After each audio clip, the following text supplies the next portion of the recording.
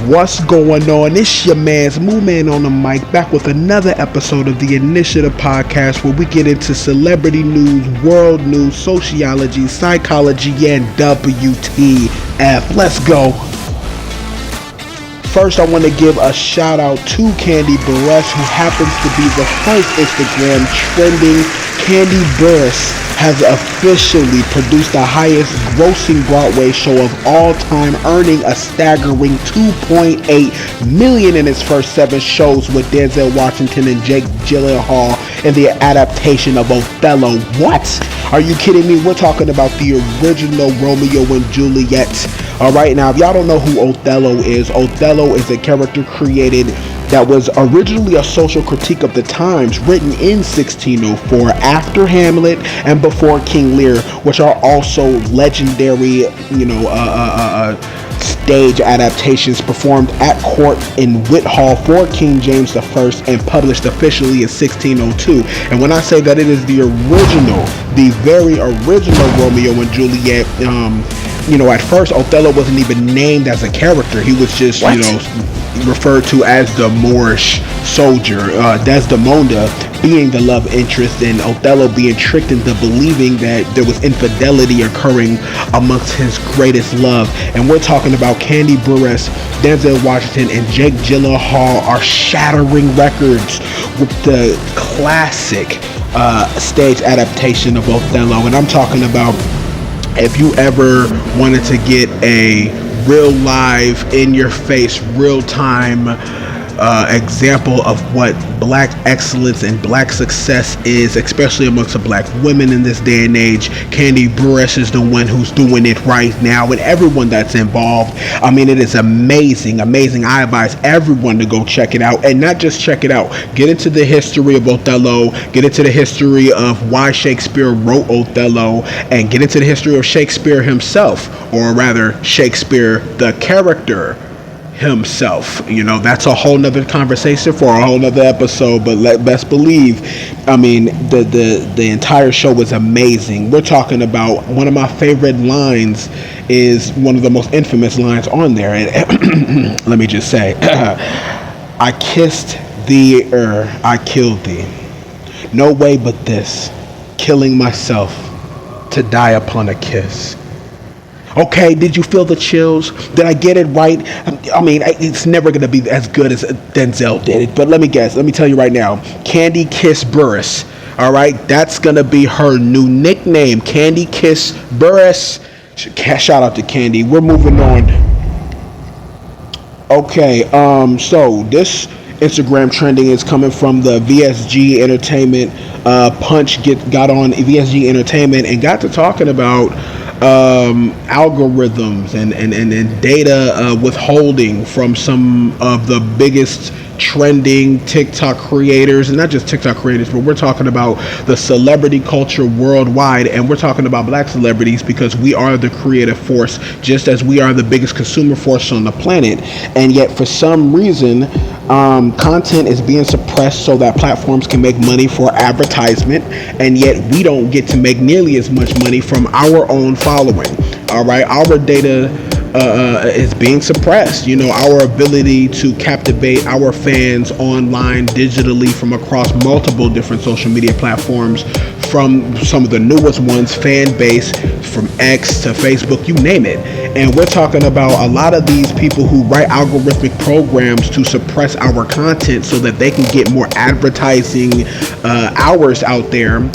One of the biggest platforms, that is affected by this is the Super Bowl, and Punch gives a extremely detailed opinion on what's really going on and how we're not getting the money that we rightfully deserve, especially when we're bringing in all of the eyeballs onto our pages. We're in a day and age, a digital day and age now, and I've been saying this on a variety of my episodes already. Definitely go check out episodes 1 and 2, to just where algorithms are being rid, AI is being designed against us to suppress our monetary potential.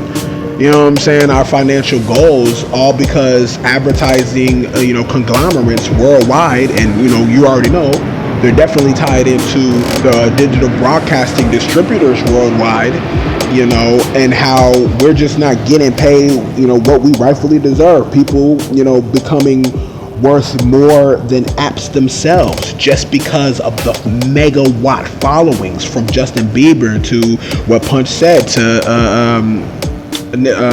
Cardi B to Nicki Minaj, everybody, you know what I mean? And it's a disservice to humanity, in my personal opinion, because think about us having this megawatt ability of power, right? And if we can just take out the manipulating psychological propaganda in glorifying our own genocide through our music, or upholding the ideology of slavery in films, and we start making movies of us in our rightful places in history being Sumerian pharaohs, being Egyptian pharaohs, or Nubian priestess. You see what I'm saying? I think that we could change the entire narrative of a planet, but seeing as how, it's more monetary gaining for a lot of our enemies, our open enemies, to keep our potential in our minds suppressed and keep our examples throughout history, in the back and not in the forefront. I mean, it does a disservice, and I do feel like that's tied into that. I mean, it can go forever.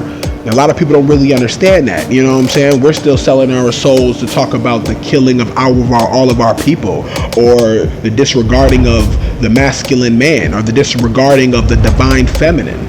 You see what I'm saying? The disregarding of both, just to keep the separation up, just to keep the fad, the gimmick that, it's fun, it's all games, we don't really mean it, but yet the psychological detriment of our children, who in one way or another will catch these music, will see our films.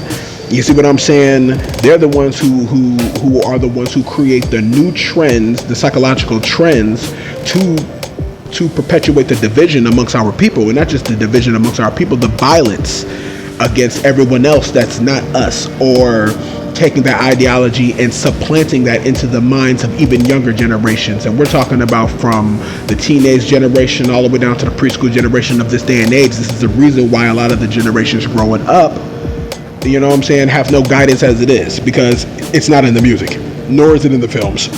You see what I'm saying? I mean, if at this point, if you're watching the Avengers franchise for motivation and a light beyond your everyday struggles, and hopes that you can find some sort of example of how to overcome that, and if you're going to Marvel Comics, and shout out to Marvel Comics, I'm a Marvel comic fan, always have been, always will be, especially DC, you are losing. We are losing as a society. You see what I'm saying? We should be coming out with learning materials, teaching mechanisms, to where not only are we discussing our true history, we're also teaching how not to repeat said history. All right? And I'm going to get into more of that episode 4, you know what I mean? It's just amazing to see the content on my Instagram feed, on my social media following. I mean, it's getting serious. There is a wave coming to where the line is being drawn in the sand, you know what I'm saying, between people who are just looking for a dollar versus people who want to put more value into that same dollar. Therefore, when that dollar circulates amongst our community, sadly to say, in the black population, the dollar only circulates for 6 hours before it's outsourced into another community, in which that community quadruples the value, but then keeps it in their community. And that's just monetary circulation and liquidity 101, and that's just a very small tidbit of my understanding of that. Shout out to Punch, shout out to VSG Entertainment for bringing that topic up. I had to watch that at least 2 other times. I'm just like, man, the points, he has such a good point on that, but we're gonna move on. So shout out to the Breakfast Club. Ryan Coogler on The Breakfast Club. Is going to be on The Breakfast Club tomorrow. His directing of the film, producing of the film Sinners, starring Michael B. Jordan, out April 18th. And let me tell you, Sinners, I've seen the trailers. I've seen as much as I could possibly see. I've seen a lot of the interviews from Michael B. Jordan and a lot of the beautiful cast that they put together. It is a different, unique spin on a thriller dealing with vampires in a particular time and age where you just wouldn't think that you would see vampires, but yes, they did exist and they do exist. That's a whole nother situation. Ladies and gentlemen, I love the new adaptation of the thriller Sinners. I love the idea about it. I'm definitely going to be front row seat down here in Miami, on the Miami beach. Anybody that wants to come, you're welcome to come join me. I'm going to be there at night. You gotta watch these things at night, ladies and gentlemen. We're gonna move on. So world headline news: you got protests across the nation, you got junk bonds being sold off, you got T-bill investments on the rise from multiple different countries, and yes, you have Donald J. Trump to look to as the progenitor of all of this. Now, a lot of people say that it's bad. A lot of people say that it's good. I'm gonna put it to you like this: it's only bad if you have a particular ideology. It's only good if you have a lack of financial understanding. So that's how I see it. That's where I'm gonna leave it. And within the episodes that I make on the Initiative podcast, I'm gonna discuss more about it. I don't want to get into the bashing of Donald Trump. I don't want to get into the bashing of Republicans and Democrats, nor do I want to get into the bashing of the lack of understanding that most people have or don't have.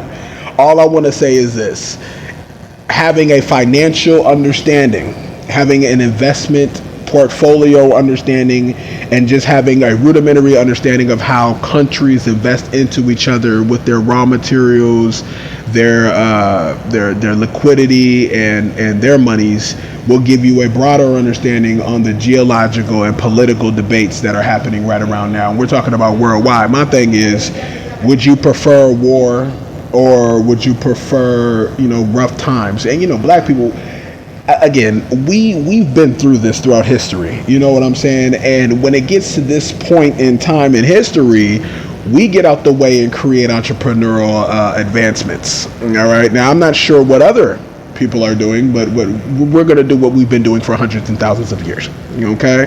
We're going to continue to create entrepreneurial advancements. We are in 2025 moving into 2026. And we have AI to deal with. If anything, our mission is to get better at writing code. Okay, so while everyone wants to sit up here and fight and bicker over the smallest topics in the world, you know what I'm saying? And they are very small topics because only 1% of the population is what I'm referring to when it comes to those small topics, outside of women reproductive rights. And yes, I am pro-choice. We're going to get into more of that. You know what I mean? All I'm going to say is between the billionaires of the world selling off their junk bonds and the T-bills, and the T-bill is the money that, we use for countries. But again, we're going to get into that to episode 4. It's your man's, once again, Moon Man on the Mic, Initiative Podcast, and I will see you next time, baby.